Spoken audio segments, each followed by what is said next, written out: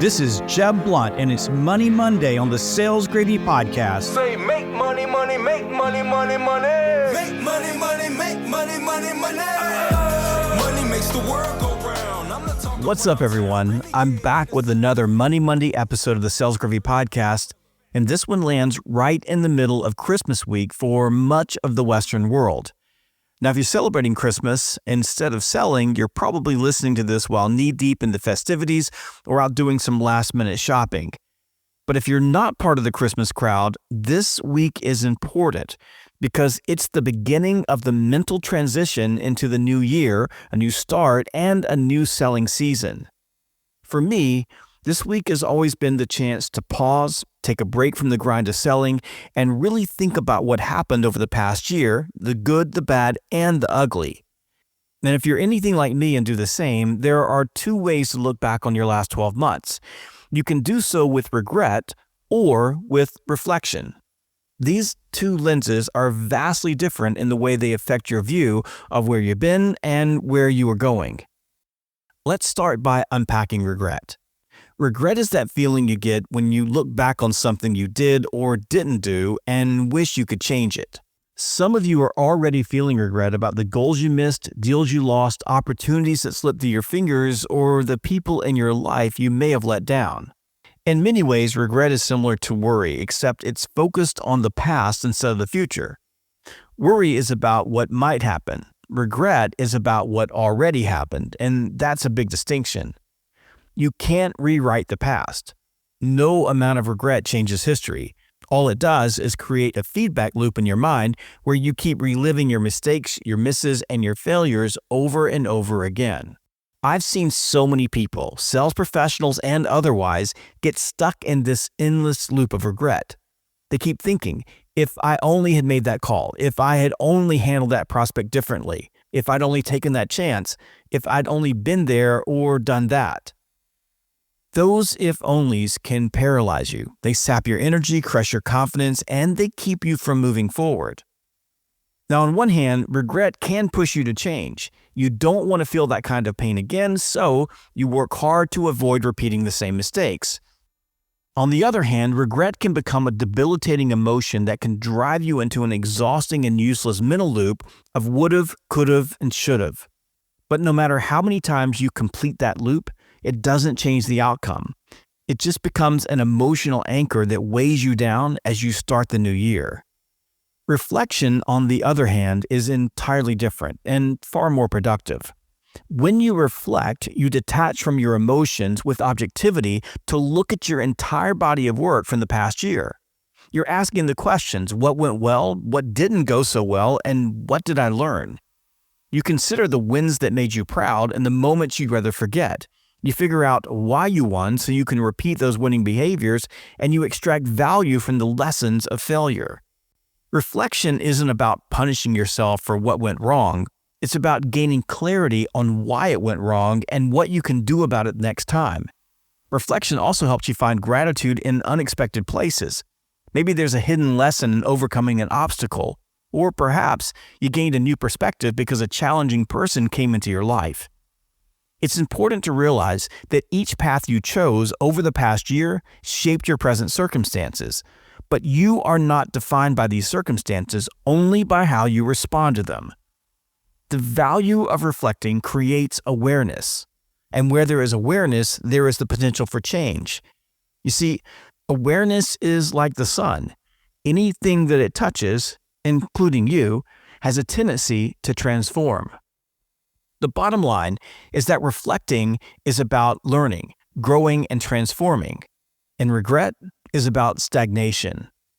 The reason I'm talking about this today is because for most of us, the slate really does feel clean come January 1st. In the sales world, we get a brand new quota, brand new targets. There's an air of possibility as we think, this year's going to be different. This year I'm going to crush my numbers, hit my income targets, make it to President's Club, get a promotion, and finally close that dream account I've been chasing. But if you don't take a moment to reflect on what worked and what didn't work, you're likely to find yourself repeating the same mistakes. Reflection is like an internal debrief, a chance to say, here's what happened, here's why, and here's how I'm going to fix it. Let me give you a personal example.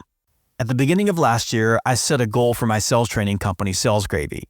Now, this was a big, bold, visionary goal that would transform our organization and ultimately double our sales. I proudly and I confidently told my team that it was going to happen. And then, in an embarrassing crash and burn, I failed miserably. Now, I could have stewed in regret, beating myself up and letting my self-talk run wild about how I fell short, but that would have been a waste of time and energy. So instead, I chose reflection. I asked myself what happened and why I didn't achieve the goal. And as I thought over those questions, the answers came more clearly than I expected. One of the biggest insights I gained from this reflection was that I had set the big goal, but didn't establish a system or plan to make it happen. You see, a goal without a system is basically just a wish, and as they say, hope is not a strategy. If you say you're going to prospect 100 potential customers per week, but you haven't built a disciplined daily routine, built targeted lists, set aside specific times for calls, and created accountability checkpoints, it's not going to stick. Sooner or later, your big, bold goal gets overshadowed by a million other tasks. Without a system for achieving the goal, you quickly succumb to discipline fatigue. And this is exactly what happened to me. At the start of the year, I was fired up about my big goal. I was confident, energized, excited, and I believed that I could will the goal to happen just by saying that it would. Then my sales team started knocking it out of the park, bringing in new clients, and the work started to pile up. I was traveling, speaking, training, advising clients, writing a book, and dealing with everyday business firefights. And because I didn't have a system in place to support my audacious goal, as the grind wore me down and my discipline began to fatigue, I slowly but surely drifted off course. In my case, upon reflection, I realized that with a goal this big, the hubris to believe that I could just will it to happen with my enthusiasm was a failing strategy. Instead, I needed to hire more talent. To make this goal a reality, I need people who can lead the way and keep this project on track while I'm out speaking and working with our clients. I also needed to build a systematic, step-by-step system for achieving the goal rather than assuming we'd somehow just make it happen because I said so. As I look back, I'm grateful for my massive failure because it forced me to change my approach to leadership, add amazing new people to my team, and get much more dialed in with our business planning process. This is exactly why reflection can be your best friend this time of year.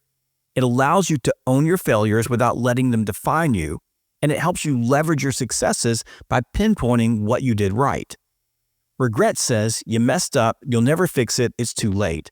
Reflection says, you messed up, now let's find out why, learn from it, and do better next time. My challenge to you this week is to carve out time to reflect on your past year. I want you to set aside at least 30 minutes of pure silence. This means in a place with all of your devices turned off. Now, if you're like most people, silence is a rarity. You got phones buzzing, TVs blasting, kids running around, text messages pinging, and email notifications lighting you up. Therefore, you will need to be intentional about finding and creating a silent place to reflect. Then, close your eyes and mentally journey through the year. Start in January. What were your big goals? What was happening in your world at that time? Then move through February, March, April, and so on. Celebrate your wins. Which deals closed that made you proud? Which new relationships or connections had a big impact? What personal milestones did you hit? What did you accomplish? Identify your winning behaviors. The behaviors, the mindsets, and the disciplines that led you to these wins. And ask yourself, how can you turn them into repeatable habits? Next, acknowledge your failures or misses. What didn't go right? What deals did you lose and why did you lose them? What goals stayed out of reach? What opportunities slipped by? Where, when, and how did you fail yourself or let down the people around you? And ask why. Don't just accept failure, dig into it. Find the lessons and identify the behaviors and mindsets that held you back and commit to changing them. And finally, embrace gratitude.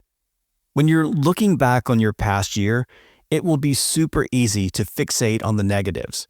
But instead of this fixation, identify the silver linings. After all, it's the journey rather than the destination that makes life truly meaningful. Embracing the journey is the key to developing a fulfilling and optimistic outlook as you enter the new sales season. As I wrap up this Monday's episode, here's the big takeaway. Regret is the enemy of progress, while reflection is the catalyst for growth. Next Monday, we'll talk about how to turn your reflections into a concrete game plan, one with structure, accountability, and the best possible chance for success. If you enjoy this episode, please give us a 5-star rating wherever you listen to your podcast. And please share this with your friends and peers. You see, your word of mouth is our entire marketing plan. I'll see you next Monday. But until then, enjoy the holidays if you're celebrating, stay safe, and remember to never let regret own you. And instead, let reflection guide you to where you want to go. Survival of the fittest, you can sink or swim. I've been broke, I ain't never going back again. I need some C-notes, some cheddar, and a stack of ends. I need a bowl of dough, I don't need no Facebook friends. I need a pack of them snaps, a handful of Fetty Wops, and rubber band on my greenbacks. Look, dawg, don't be playing with my paper. I need every red cent, that's why I brought my little scraper.